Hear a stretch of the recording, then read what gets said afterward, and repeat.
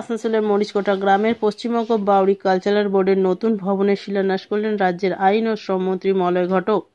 এদিন এখানে উপস্থিত ছিলেন জেলা সভাধিপতি বিশ্বনাথ বাউরি, প্রাক্তন জেলা সভাধিপতি সুভদ্রা বাউরি, পশ্চিমবঙ্গ কালচারাল বোর্ডের vice chairman Ram Bauri, MMIC Gurudas Chatterjee সহ বিশিষ্ট অতিথিরা। মন্ত্রী মলয় ঘটক জানান, রাজ্যের মুখ্যমন্ত্রী মমতা ব্যানার্জি রাজ্যের প্রত্যেক মানুষের কষ্ট বুঝে তিনি বিনামূল্যে রেশন, বিনামূল্যে চিকিৎসা পরিষেবা সহ স্বাস্থ্যসাথী কার্ডের মাধ্যমে 5 লক্ষ টাকা চিকিৎসার পরিষেবা, লক্ষ্মী ভাণ্ডার সহ বিভিন্ন প্রকল্প এনেছেন এবং বাউরি সমাজের ছেলেমেয়েদের সাংস্কৃতিক অনুষ্ঠানে পারদর্শী হতে কালচারাল বোর্ডের নতুন ভবন তৈরি করার অনুমতি দিয়েছেন, সেটা শিলান্যাস করা হলো। Green Asansol, clean Asansol. CPM রাজত্ব করত,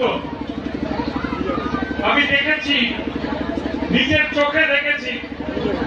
সেই সময়ে বিভিন্ন আদিবাসী বাউরি পাড়া সিপিএম এর ঝান্ডা ছাড়া অন্য ঝান্ডা দেখা যেত না। কিন্তু 34 বছরে একটা কাজ সিপিএম কিন্তু করেনি। আপনাদেরকে এখানে অনেকে আছেন, একটা হাত তুলে যদি বলতে পারেন যে হ্যাঁ সিপিএম বাউরি সমাজের এই কাজটা করে গেছিল, তাহলে আমি কিন্তু মেনে নেব, কিন্তু সিপিএম করেনি। আপনারা জানেন যে আজকে এমন এক মহাপুরুষের জন্মদিন, বিরসা মুন্ডা, যিনি আমাদের আদিবাসী সমাজের লোকেরা ভগবান বলে মানেন, তার 151তম আজকে জন্মবার্ষিকী। এই জন্মবার্ষিকীর শুভক্ষণে আজকে আমাদের পশ্চিম বর্ধমানে মাননীয় মুখ্যমন্ত্রী মমতা বন্দ্যোপাধ্যায়ের অনুপ্রেরণায় এবং আমাদের প্রিয় মন্ত্রী আমাদের দাদা মহোদয়ার আমাদের সহযোগিতায় আজকে আমাদের